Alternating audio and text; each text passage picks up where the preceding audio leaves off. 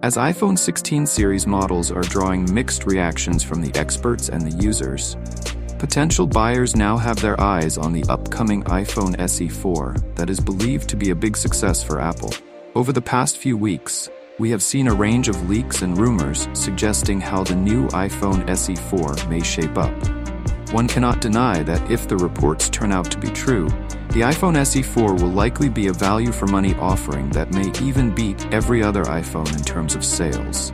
As the iPhone SE 4 launch is inching closer, it is reported that a key firm behind the display of the phone may face ban in the US.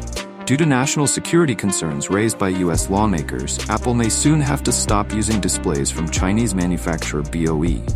As per a report by Apple Insider, John Moulinar, chairman of the House Select Committee on the Chinese Communist Party, has sent a letter to Defense Secretary Lloyd Austin, urging the Pentagon to add BOE and Tianma Microelectronics to the Department of Defense's 1260H restriction list. If the Department of Defense acts on this request, Apple's supply chain may be disrupted and the company may have to part ways from BOE and diversify its display suppliers.